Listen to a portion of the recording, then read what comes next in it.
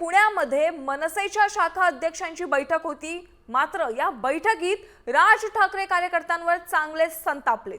काम करायची इच्छा नसेल तर पद सोडा, इतके दिवस काय काम केला ते दाखवा असं म्हणत राज ठाकरेंनी शाखा अध्यक्षांना फटकारलंय।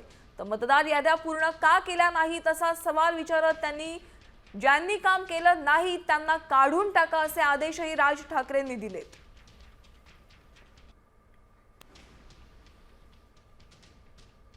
मनसे अध्यक्ष राज ठाकरे यांची पुण्यात आज शाखाध्यक्षांसोबत बैठक पार पडली आणि बैठकीत नेमकं काय झालं हे बघा। पहिली गोष्ट म्हणजे निवडणुका तोंडावरती आहेत, त्या अनुषंगाने साहेबांनी आजची बैठक बोलावली होती। त्याच्यामध्ये शाखाध्यक्षांपासून जे वरपर्यंत पदाधिकारी आहेत त्या सगळ्यांचा लेखाजोखा, त्या सगळ्यांचा आढावा त्यांना घ्यायचा होता, म्हणून त्यांनी ती बैठक बोलवली।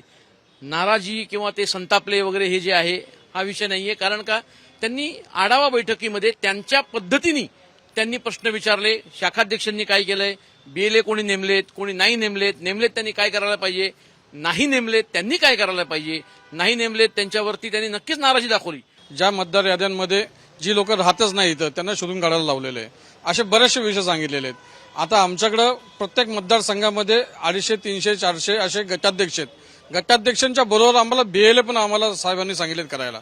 हे बीएलएचं काम मतदार यादींवरती जास्त काम करणं आहे। साहेबांनी कुठलेही राजीनामे घ्यायला लावलेले नाहीत।